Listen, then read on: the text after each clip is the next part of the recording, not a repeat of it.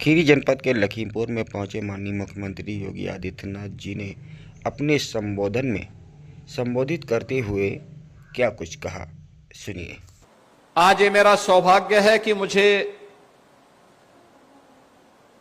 कबीर धाम आश्रम लखीमपुर खीरी के इस स्मृति प्रकटोत्सव समारोह में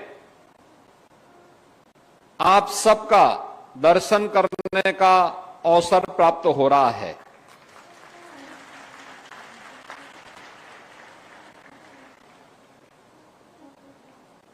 जब संत कबीर दास जी का नाम आता है तो हम सबको मध्यकालीन एक ऐसे संत का स्मरण सहसा ही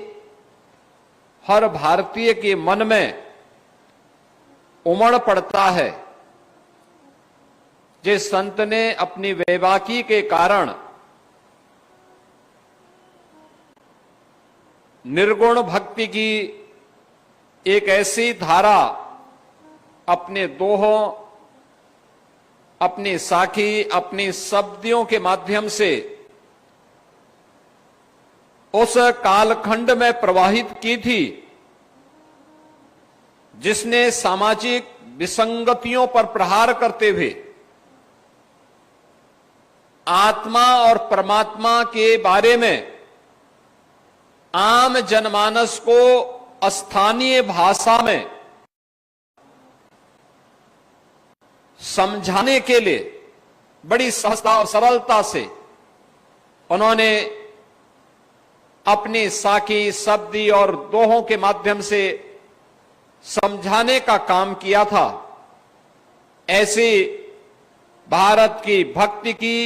निर्गुण परंपरा से जुड़े हुए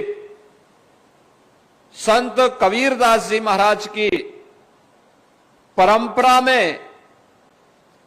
आज से कुछ दशक पूर्व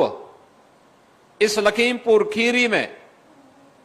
जिन पूज्य संतों ने इस आश्रम की स्थापना की थी, आज उनकी स्मृति प्रकटोत्सव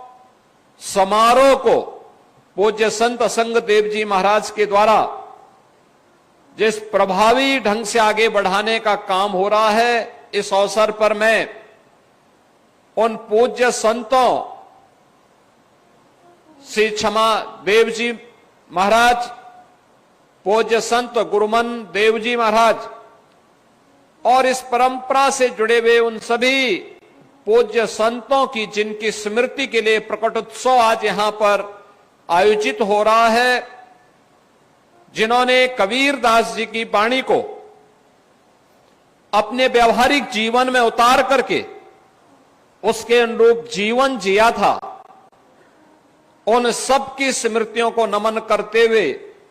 मैं विनम्र श्रद्धांजलि अर्पित करता हूं और इस आयोजन के लिए श्री असंग देव जी महाराज को और उनके सभी अनुयायियों को हृदय से धन्यवाद भी देता हूं। बहनों और भाइयों, गुरु का जीवन में क्या महत्व है,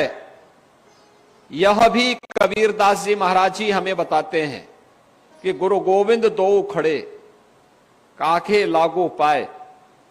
यानी गुरु और गोविंद दोनों एक साथ खड़े हैं तो पहले किसको प्रणाम करना है? वो कहते हैं पहले हम उस सदगुरु को प्रणाम करें जो हमें इस समाज में ज्ञान उपलब्ध कराता, अच्छे और बुरा की बुराई के बारे में, सत्य और असत्य के बारे में, धर्म के वास्तविक मर्म के बारे में बता रहा है। पहले हम उस गुरु को प्रणाम करें, क्योंकि वही गुरु हमें परमात्मा तक पहुंचने का मार्ग भी हमारा प्रशस्त करेगा। यह भी संत कबीर जैसे ब्रह्मज्ञानी संतों के द्वारा जब अपनी वाणी के माध्यम से समाज को बताया जाता है, समाज की उस समय की विसंगतियों के खिलाफ भी किस प्रकार का प्रहार उन्होंने किया था, खासतौर पर आज के समाज के लिए अत्यंत प्रासंगिक है,